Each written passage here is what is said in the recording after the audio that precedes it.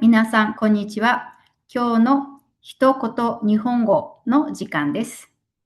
今日の先生は、サイハンが担当します。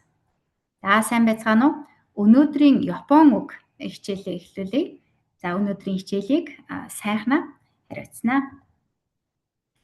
今日のテーマは、暑い日の飲み物です。За өнөөдөр халуун өдөр уудаг одоо нэг цайг та бүхэнд танилцуулъя. 今日紹介したい暑い日の飲み物は麦茶です. За өнөөдөр би та бүхэнд энэ麦茶буюу аруун цай, буудаан цайг танилцуулъя. 麦茶はカフェインがゼロです.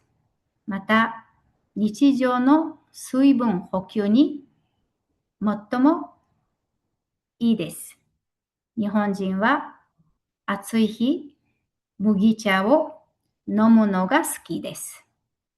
За麦茶гэдэг энэ аруун цай нь нэгдүгээрт кафеингүй байдаг юм байна. Хоёрдугаарт ер нь Япон хүмүүс заавал 100 гэхгүйгээр биеийнхээ шингэнийг нөхөхөд энэ аруун буудаан цайг бүгдээрээ уух дуртай байдаг. 麦茶はスーパーなどにペットボトルに入っていたり、また、パックにたくさんのティーバッグで、なっていたり、このような売り方をされています. За, Японы супермаркетуудад энэ аруун цайг одоо юм том хэмжээтэй хуванцар савнд савлсан байдлаар ч зардаг. Мөн дүрдэг цай хэлбэрийн ийм жижиг савлгаатай, хуурай савлгаатай тэгээд одоо 50-60 ширхгээр том ууданд хийгээд ингэж савлж зардаг.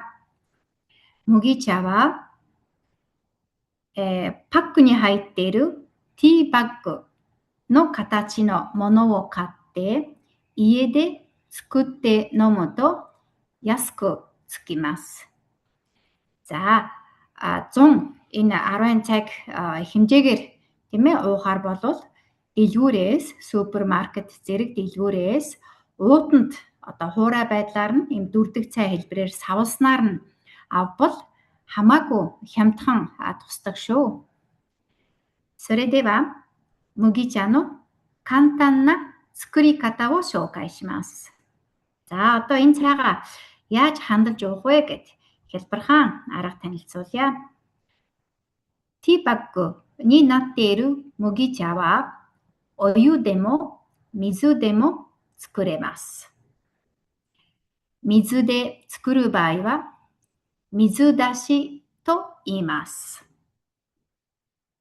だいたい1バッグが 1.5 リッターから2リッターの水に入れると美味しくいただけます. За энэ дүрдэг цай хэлбэрийн хуурайгаар савлсан цайг ойролцоогоор 1.5-аас 2 литр за халуун усанд хийгээд ч хандалж болно. За дэлгүүрт нь хүйтэн усанд хандлагддаг гэд бас тийм ийм төрлийн бүтээгдэхүүн ч зардаг. За усанд хандлахдаа нэг уут цай ойролцоогоор 1.5-аас 2 литр хэмжээтэй цай болж хандлагддаг. 暑い日はこまめに水分補給をしてください.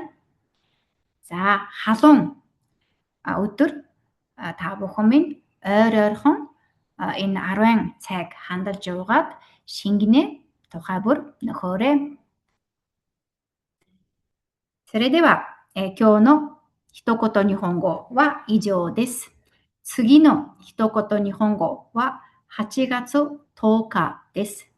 За ингээд өнөөдрийнхөө хичээлийг өндөрлөе. Дараагийн хичээл 8 сарын 10 шүү. За баяртай.